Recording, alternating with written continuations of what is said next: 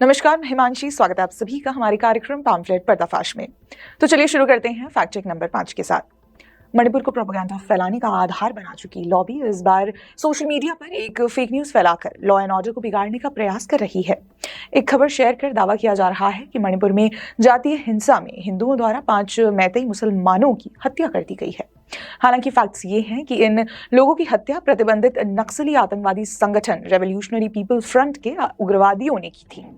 RPF Manipur के अलगाववादी समूह पीपल लिबरेशन आर्मी की राजनीतिक शाखा है। इससे जुड़े लगभग 25 उग्रवादी लेलोंग चिंगजाओ इलाके में एक स्थानीय व्यापारी के घर पैसे वसूलने आए थे। पुलिस ने इस बात की पुष्टि की है कि इस घटना का जातीय झड़पों से कोई संबंध नहीं है।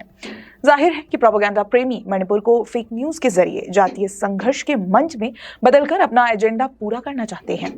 चलिए आगे बढ़ते हैं फैक्ट चेक नंबर 4 की ओर। फेक न्यूज को जितना समर्थन कांग्रेस के समर्थक और कार्यकर्ताओं से मिलता है, उतना शायद ही कहीं और से मिले। अब प्रमुख कांग्रेस नेताओं ने टाइम्स ऑफ इंडिया द्वारा प्रकाशित एक समाचार लेख पर फेक न्यूज फैला रहे हैं। कांग्रेस पार्टी के नेता लेख को लेकर दावा कर रहे हैं कि चीनी राजनयिकों ने पिछले साल दिसंबर में नागपुर में आरएसएस मुख्यालय का दौरा किया था। कांग्रेस पार्टी ने अपने आधिकारिक हैंडल से इस बारे में ट्वीट भी किया है। इस खबर को चीनी स्पॉन्सर्ड मीडिया सहित कांग्रेस के बड़े बड़े नेताओं ने शेयर किया है। चीन के साथ राहुल गांधी की सीक्रेट मीटिंग को छुपाने के लिए ये न्यूज भले ही फायदेमंद हो, पर है तो फेक न्यूज ही।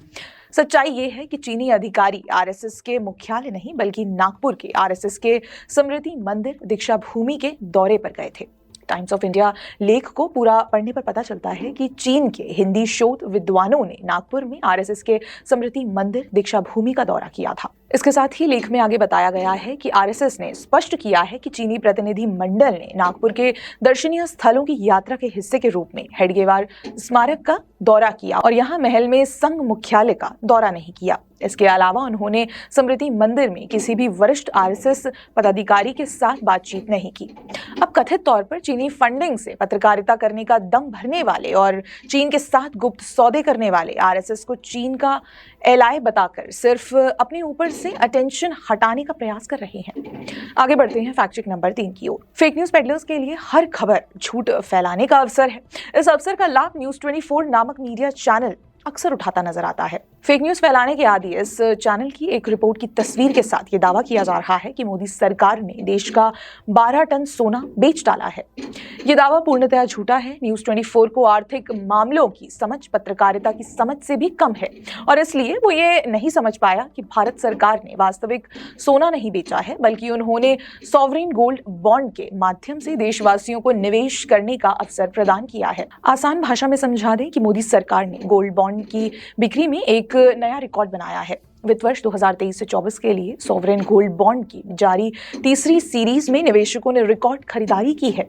आरबीआई के आंकड़ों के मुताबिक इस सीरीज में 12.11 टन सोने के बराबर की खरीदारी की गई, जो किसी भी सीरीज में सर्वाधिक है। अब इस नासमझी को क्या ही कहा जाए।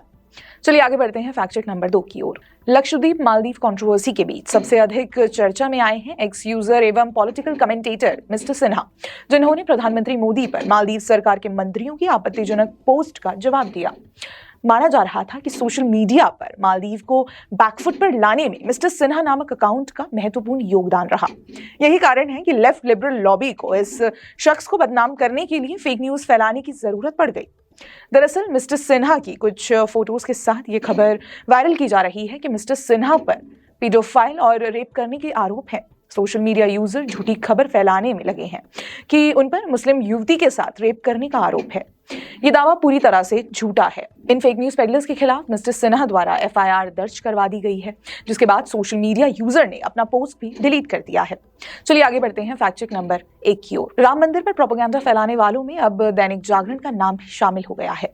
पत्रकारिता की आड़ में ये मीडिया प्लेटफॉर्म्स अपना एजेंडा फैलाने में लगा है। दैनिक जागरण ने श्रृंगेरी शंकराचार्य पर एक संदेश देते हुए खबर प्रकाशित की थी, जिसमें वो प्राण प्रतिष्ठा समारोह पर आपत्ति जता रहे थे।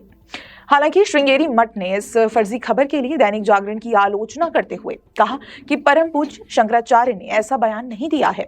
बयान में इस बात पर प्रकाश डाला गया है कि जब हिंदू समाज अयोध्या में प्रभु श्री राम की प्राण प्रतिष्ठा का जश्न मनाने के लिए तैयार था, तो दैनिक जागरण फेक न्यूज फैला रहा है।